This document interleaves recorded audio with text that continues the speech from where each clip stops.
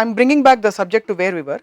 You're saying consenting adults మధ్య జరిగే ఏ విధమైన ఎక్స్చేంజ్ కూడా సొసైటీకి ఆపే హక్కు లేదు. అమెరికా లాంటి అడ్వాన్స్ దేశంలో కూడా ఎందుకు ఆపుతున్నారంటే అందులో ఆ ఆస్పెక్ట్ కాదు, ఇంకో దృష్టి నుంచి దాన్ని ఆపుతున్నారని చెప్తున్నారు. So in other words, prostitution అనే concept it is more bound by other legal framework rather than the societal moralistic aspect అంటున్నారు, అంతేనా? కరెక్ట్. ఇప్పుడు ఇంకోటి ఎగ్జాంపుల్ చెప్తున్నా. ఇప్పుడు సెన్సార్ ఉంటుంది. ఒక అమ్మాయి ఇక్కడ తై కనిపించింది, అది కట్ చేయమంటారు. ఎందుకంటే అది లాస్ ఎప్పుడో రాసుకునే. అదే కన్సర్న్ గవర్నమెంట్కి ఉన్నప్పుడు how are you going to control the porn? మనకి మీరే చూశారు, ఎమ్మెల్యేలు అసెంబ్లీలో కూర్చొని పాన్ చేస్తున్నారు. వాళ్ళు ఎక్కడ అంటే అది మగోడు, just because then position of it is not good. అంటే ఆర్మీలో ఉన్నప్పుడు చూడరా, that is completely related to what their privacy is. So అప్పుడు పాన్ చూస్తున్నారా అని ఒకటి, పాన్ చూస్తే తప్పేంటి అని అడగడం ఒకటి, పాన్ చూస్తే తప్పేంటి also has to have an equal debate. ఎప్పుడైతే మీరు రెప్రెషన్ తీసేస్తారో, most of the countries like Sweden and all that, sexual crime maximum తగ్గింది ఆ కంట్రీస్లో. ఎక్కడెక్కడ రిస్ట్రిక్షన్స్ అనేది తీస్తారు. మ్యాక్సిమం సెక్షువల్ క్రైమ్ ఉండేది రిస్ట్రిక్షన్ ఉన్న కంట్రీ. మనకి ఎంత ట్రెడిషన్ ఇవన్నీ పెట్టి నిర్భయ లాంటి రేప్ కేసు నాకు తెలిసి అమెరికాలో ఎప్పుడు జరగదు, యూరోప్లో జరగదు. We'll have to tread little bit into crime. మీరు క్రైమ్ లేవనెత్తారు కాబట్టి సౌదీ అరేబియా లాంటి దేశాల్లో బాగా రెస్ట్రిక్షన్, ఇంతకంటే ఎక్కువ బుర్ఖాలు వేస్తూ తిరుగుతారు. అక్కడ ఇంత జరుగుతుందని సెక్షువల్ క్రైమ్స్ జరుగుతున్నట్టు మనకు తెలియదు కదా. సెక్షువల్ క్రైమ్స్ అక్కడ డెఫినెట్ గా చాలా తక్కువ. ఇక్కడ చిన్న పిల్లలకి సెల్ ఫోన్స్ లో పాన్ చూపించి లైంగికంగా వేధిస్తున్నట్టు హారిఫైయింగ్ స్టోరీస్ బయటకు వస్తున్నాయి. How can we make everything free? But that's what I'm saying. The point making free is already free. That's what I'm trying to say. It's a global freedom వచ్చేసి no one can stop it అని చెప్తున్నాను. అది free చేయమని అంటలా.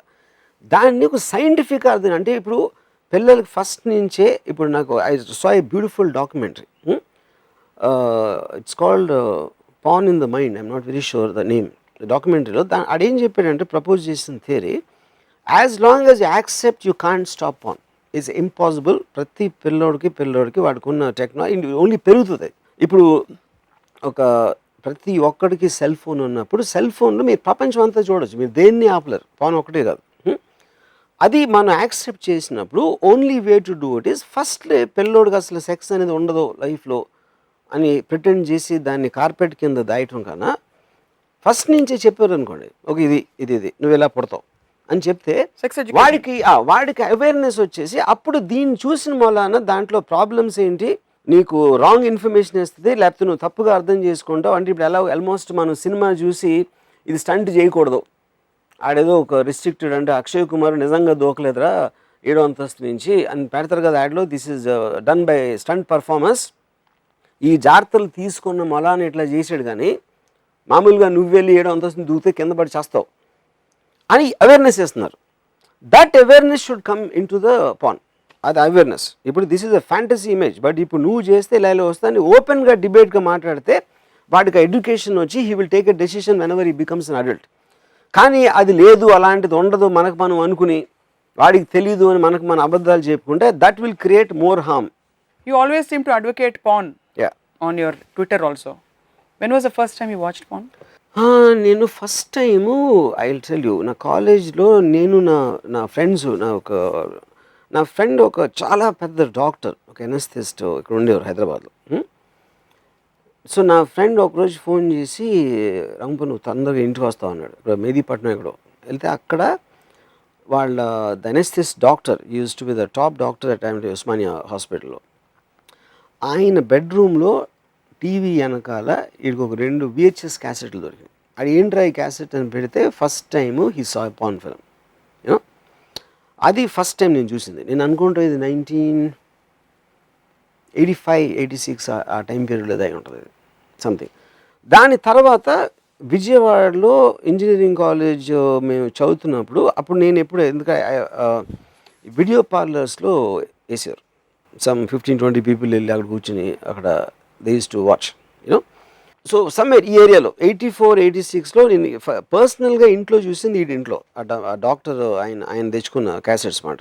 ఆయన తెలియకుండా మేము పిల్లలందరం చూసాం. పిల్ల అంటే రిలేటివ్గా నేను చెప్పేది, engineering college. That's the first time I saw. కానీ అంటే అప్పుడు కూడా చాలా తప్పు, ఒక సెక్స్ బుక్ చదవటం తప్పు, పాన్ ఫిల్మ్, బ్లూ ఫిల్మ్ చూడటం తప్పు అనేది ఉండేది. దాని తర్వాత నేను లైబ్రరీ పెట్టిన తర్వాత, వీడియో లైబ్రరీ, నాకు ఒకటి టెరిఫిక్ ఇన్సిడెంట్ గుర్తున్నదైతే, ఆ టైంలో చాలామంది ఫిల్మ్ స్టార్స్ అందరూ బ్లూ ఫిల్మ్స్లో యాక్ట్ చేస్తారని ఒక నమ్మకం ఉండేది అందరూ. నేను అడగబోయాను, మీరు Yeah. విన్నాం ఇది. అది ఎందుకు ఉండేదంటే వాళ్ళకి ఇష్టం, అంటే మీ కోరిక ఎంత బలంగా ఉంటుందంటే వాడిని అలా చూడాలని అది ఉంది అని మీరు బిలీవ్ చేస్తారు. ఒక ఎగ్జాంపుల్ చెప్తాను మీకు. నా ఫ్రెండ్ అంటే నా కజిన్ ఫ్రెండ్ నాకు ఎక్కువగా తెలీదు. ఆడు చెప్పాడు, చెన్నైలో ఒక బర్మా బజార్ ఏదో ఉండేది, స్మగుల్ గూడ్స్ అమ్ముతారు అక్కడ, బర్మా బజార్ అనుకుంటుంది అని పేరు. ఆ నడుస్తూ ఉంటే ఒకడు వచ్చి ఒక సందులోంచి ఇలా బయటకు వచ్చి అనేది విజిలేసి నా దగ్గర శ్రీదేవి బ్లూ ఫిల్మ్ ఉందని చెప్పాడు. వీడు చూసి అంటే ఎక్కడ అంటే నేను కొంచెం లోపల రా అని చెప్పాడు. లోపల రా అని చెప్తే వీడు సరే వెళ్ళి ఒక పర్టికులర్ 2 సందులు తిరిగి ఒక ఇంట్లోకి వెళ్ళి అక్కడ ఒక కబోర్డ్లో ఒక చిన్న తాళం తీసి ఒక VHS క్యాసెట్ బయటికి తీసాడు. దాని మీద ఏమి రాసలేదు. అంటే ఏమన్నా నాకు చూపించేదని నేను చూపించినప్పుడు, నేను టీవీ ఉంటే పోలీసులు వస్తారు, మీకు ఇష్టం ఉంటే కొనండి లేకపోతే కొనదు అని. ఆ టైంలో నేను చెప్పేది ఎప్పుడో 1984 ఆ టైంలో ఆడు 15,000 చెప్పాడు ఆ క్యాసెట్. ఆబ్వియస్లీ ఆడు ఇచ్చేది అంటే శ్రీదేవి బ్లూ ఫిల్మ్ అంటే దానికి వాల్యూ లేదు, వీడికున్న ఇంట్రెస్ట్ మూలాన. ఓకే, 15,000 VHS క్యాసెట్కి చాలా ఎక్కువ, కానీ దాంట్లో ఉన్న కంటెంట్ అనేది ఓవర్ రూల్ చేస్తుంది. సో ఈడ 15,000 ఇచ్చేసి కొన్నాడు. కొని హైదరాబాద్ వచ్చి ఆడింట్లో వైఫ్ని అందరినీ బయటికి పంపించేసి ఏదో మెష మీద వీడన్నీ వేసుకుని దాన్ని పెడితే దాంట్లో MTV పాటలు ఉన్నాయండి. ఓకే, ఆడంటాడు నాకు చెప్పాడు, వాడు బాస్టర్డ్ అట్లీస్ట్ ఇంగ్లీష్ బ్లూ ఫిల్మ్ని ఇవ్వచ్చు కదా అంత డబ్బులు తీసుకుని.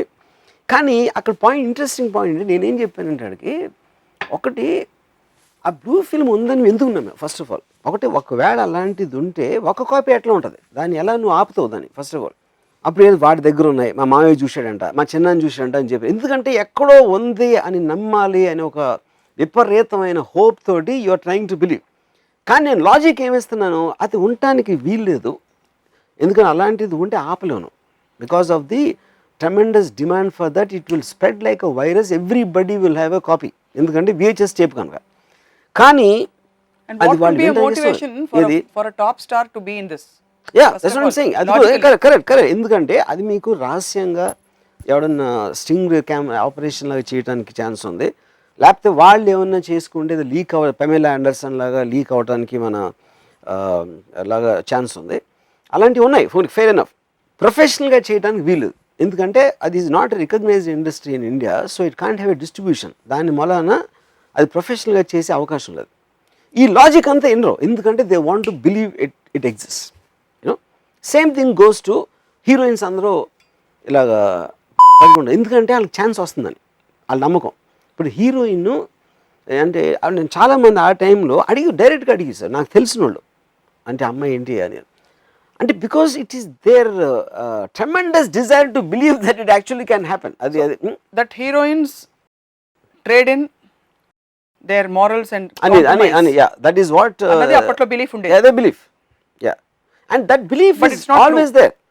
See, question is not about the truth. Somebody might do it, that is their wish, but ఈడికి తెలుసా తెలీదా కాదు, he wants to believe it is true. Whether that is true or not is a different point actually, because it's his fantasy. So ఇందాక ఒకటి ఏం చెప్పాను, everybody sells something.